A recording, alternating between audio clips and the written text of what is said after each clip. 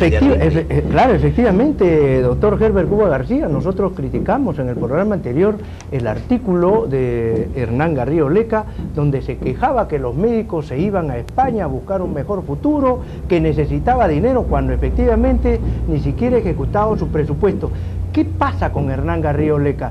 En su evaluación, ¿qué ha hecho de bueno y qué falta hacer por parte de este ministro de Salud, Hernán Garrido Leca? Yo creo que podríamos hacer un análisis político. En primer lugar, el ministro trató de convencer a la población peruana que los médicos éramos la causa del problema en salud. Y en esa estrategia políticamente ha fracasado, porque los médicos le han demostrado que los verdaderos defensores de los pacientes, los verdaderos defensores de los derechos humanos de los pacientes son los médicos. Es más, pensó de repente que podía votar médicos y traer nuevos médicos, sin darse cuenta que en el Perú lo que más falta, si hay alguna profesión que tiene escasez, es la profesión médica.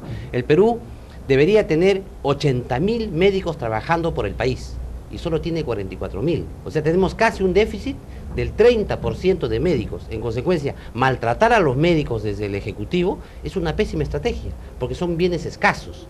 Y es más, maltratarlos salarialmente, lo que se logra es irse a España, donde necesitan médicos, como el Perú necesita médicos y bien pagados, o irse al Seguro Social.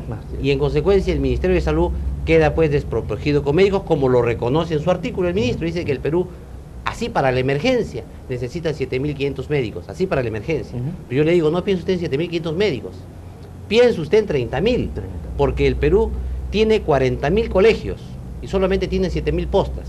O sea que hay un déficit, por lo menos, de 20.000 postas que deberían construirse de acá a 10 años o a 5 años. Y eso no lo dice. Y no lo dice porque ni lo sabe. Ni lo sabe. Ese es el tema político.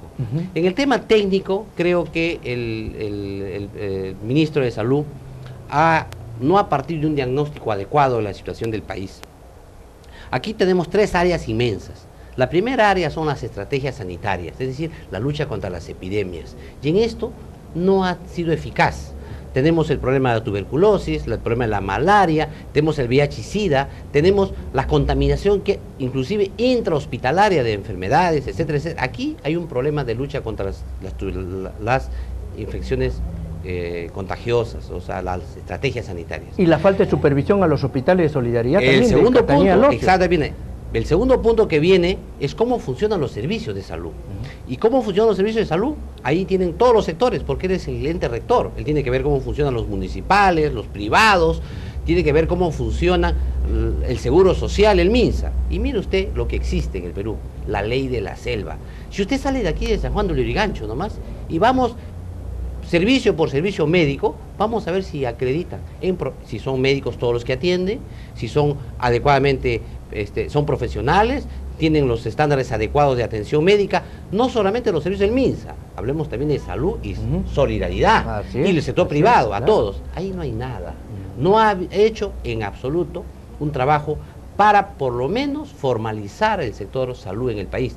Y agregándole a esto, que es lamentable, las emergencias de los hospitales han colapsado, pero no solamente han colapsado funcionalmente por falta de equipos, infraestructura, insumos, con algo más, por una burocracia, por una norma que impide, por ejemplo, que un paciente de un hospital pequeño en emergencia sea transferido a un hospital grande, más complejo. ¿Por qué? Porque le han generado una barrera de acceso. Es decir, el médico de un centro de salud pequeño que tiene una emergencia y quiere referirle, por ejemplo, a un hospital Cayetano Heredia, a un Loaiza, a un 2 de Mayo, a un San Bartolomé, etcétera, tiene que el jefe llamar al hospital y decir, señor, quiero transferir a un paciente, ¿tiene cama? No tengo cama. Llama a otro, ¿cómo está tu paciente? Está grave, pulso, presión, ¿cómo va? Uy, no hay cama. Y así se la pasa y el paciente fallece en la posta. Sí, exactamente.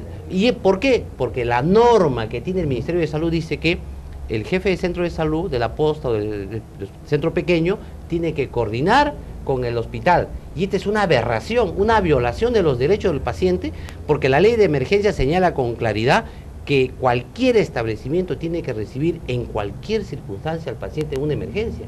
Esa aberración es jurídica. Esa aberración depende de Garrido Leca. Y esa aberración ni siquiera ha sido corregida porque no la conoce tampoco. Y vemos, y el tema final que creo que es importante analizar es el tema social. Mire usted, el tema social que implica cómo va a ser el impacto del TLC en el Perú y cómo va a afectar a la población peruana, y el sector salud tiene que dar su opinión. O sea, el tema de los transgénicos, por ejemplo, no es un tema solamente que lo tenga que discutir el Ministerio de Agricultura con el Ministerio del Ambiente. Debería estar el Ministerio de Salud, porque el impacto que esto pueda tener en el futuro en la salud de la población peruana es enorme. Sin embargo, no se escucha la voz. Correcto. No se sabe. Y a propósito, doctor Herbert Cuba, antes de pasar al tema de los transgénicos un poquito con más amplitud, ¿qué está pasando con el Colegio Médico del Perú? Con todos estos angoloteos, con todos estos malos manejos, con todas estas situaciones, digamos, deplorables, con toda esta situación anárquica, con esta situación, digamos, precaria de la salud, que es un tema que nos interesa, siempre le hemos dado nosotros prioridad a salud y educación. Con todo este tema no hemos escuchado un pronunciamiento claro del doctor Julio Castro Gómez, a quien vamos a invitar nuevamente al programa. ¿Cuál es su opinión? ¿Qué está pasando? Yo creo que tiene que ver con la fase en que está el gobierno y en la política nacional, es decir, a los 2 años de gestión están todavía en la fase proactiva, es decir, están en lo que se llama pues las conversaciones y de repente las tratativas para mejorar. El tema protocolar. Yo creo que va a pasar un poco más el tiempo y van a tener que tomar acciones porque posiciones, porque esta anomia, porque lo que tenemos acá es una anomia, es una desorganización total es la palabra del sistema. Correcta, claro. Esta anomia del sector salud tiene un impacto que significa falta de atención a la población más pobre, falta de atención médica para el 23% de la población peruana. Y yo solamente quisiera así, mire usted, ¿cuánto cuesta un pacto político? Esto habría que ver el costo-beneficio de un pacto político. Para que Castañeda, el alcalde de Lima, Castañeda Locio, contribuya con la PEC, se le ha dado presupuesto del Tesoro Público de todos los peruanos para que pueda hacer obras de infraestructura vial en Lima Metropolitana. Millones de dólares. Pero eso significa un pacto político, porque al final el alcalde Castañeda Locio tiene una deuda de gratitud, porque con el dinero que viene de la caja fiscal de todos los peruanos hace obra en Lima Metropolitana.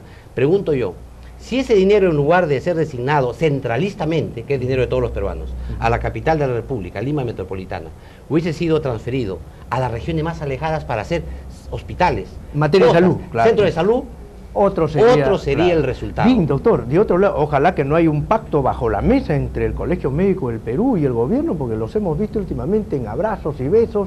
Ojalá que esto sea solamente meros fuegos pirotécnicos protocolares.